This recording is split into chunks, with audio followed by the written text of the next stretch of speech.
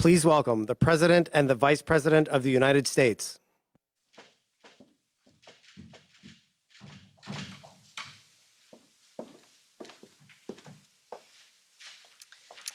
Your Excellencies, distinguished leaders, and esteemed colleagues from around the world, welcome to this historic Leaders Summit on Climate. I want to thank you for being here and for your leadership. I have spoken with a number of you about the climate crisis. We have talked about the scarcity of water. We have talked about the need to build resilience. And we have talked about the importance of investing in clean technologies. Together, of course, we come from very different places, but we share this common concern and this common threat. Here in the United States, the storms hitting our Gulf Coast are worst every year. The wildfires in my home state of California have grown in intensity. And of course, no nation or region is immune. Whether it is Western Europe, where heat waves have made it very difficult to stay indoors while risking a health risk, or the Pacific Islands, where rising sea levels threaten to encroach on the land and homes of lifelong residents. Or in Central America, where last year two major hurricanes devastated entire communities. As a global community, it is imperative that we act quickly and together to confront this crisis. And this will require innovation and collaboration around the world. It will require the use of renewable energy and new technologies. And it will give each of our nations the opportunity to build healthier communities and stronger economies. Here we believe tackling climate change, improving communities and creating jobs can occur simultaneously. And we must recognize the importance, of course, of justice in the work that we do. The communities hardest hit by climate change are the same communities harmed by wealth and gender inequality, toxic air pollution, and so much more. This truth holds around the world. So I urge all of us to focus on these communities, including indigenous communities, and consider their insight and experience in our efforts moving forward. They are critical leaders in this fight. Friends, the health of our communities, the well-being of our workers, and the strength of our economies depend on what we do now. And I can think of no one more committed to achieving our collective goals than President Joe Biden. The President was one of the first members in the United States Congress to take on the issue of climate change. And on our first day in office, he led the fact that we would rejoin the Paris Agreement. And the President is just getting started as we work to tackle this crisis while creating clean energy jobs across our nation. It is now my great honor to introduce the President of the United States, Joe Biden. Thank you, Madam Vice President. Good morning to all our colleagues around the world leaders for taking part in this summit. I thank you.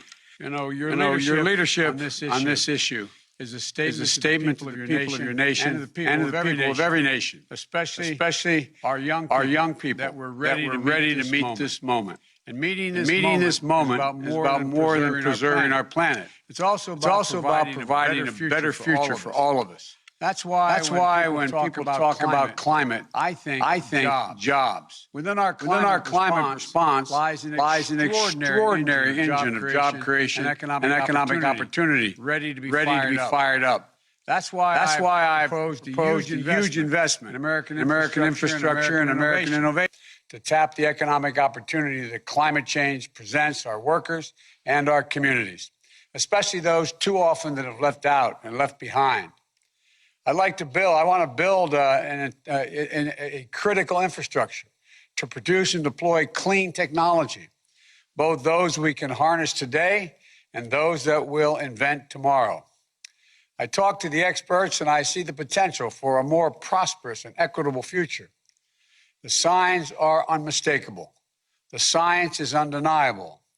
but the cost of inaction keeps mounting. The United States isn't waiting. We are resolving to take action. Not only our federal government, but our cities and our states all across our country, small businesses, large corporations, American workers in every field. I see an opportunity to create millions of good-paying, middle-class union jobs. I see line workers laying thousands of miles of transmission lines for a clean, modern, resilient grid. I see workers capping hundreds of thousands of abandoned oil and gas wells that need to be cleaned up and abandoned coal mines that need to be reclaimed, putting a stop to the methane leaks and protecting the health of our communities. I see auto workers building the next generation of electric vehicles and electricians installing nationwide for 500,000 charging stations along our highways. I see the engineers and the construction workers building new carbon capture and green hydrogen plants to forge cleaner steel and cement and produce clean power. I see farmers deploying cutting-edge tools to make soil of our heartland the next frontier in carbon innovation. By maintaining those investments and putting these people to work, the United States sets out on the road to cut greenhouse gases in half by the end of this decade. That's where we're headed as a nation. And that's what we can do if we take action to build an economy that's not only more prosperous, but healthier, fairer, and cleaner for the entire planet. You know, these steps will set America on a path of net zero emissions economy by no later than 2050. But the truth is, America represents less than 15% of the world's emissions. No nation can solve this crisis on our own, as I know you all fully understand. All of us, and particularly those of us who represent the world's largest economies, we have to step up. You know, those that do take action and make bold investments in their people and clean energy future will win the good jobs of tomorrow and make their economies more resilient and more competitive. So let's run that race.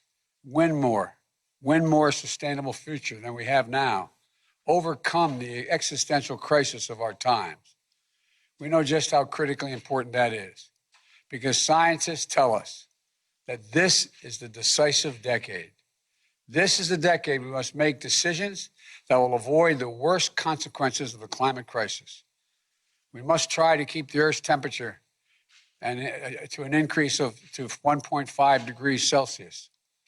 You know, the world beyond 1.5 degrees means more frequent and intense fires, floods, droughts, heat waves, and hurricanes, tearing through communities, ripping away lives and livelihoods. Increasingly, dire impacts to our public health. It's undeniable, you know, the idea of accelerating and punishing the reality that will come if we don't move. We can't resign ourselves to that future. We have to take action, all of us. And this summit is our first step on the road we'll travel together, God willing, all of us, to and through Glasgow this November and the UN Climate Change Conference. You know, to set our world on a path to secure, prosperous, and sustainable future. The health of communities throughout the world depends on it. The well-being of our workers depends on it. The strength of our economies depends on it. The countries that take decisive action now to create the industries of the future will be the ones that reap the economic benefits of the clean energy boom that's coming.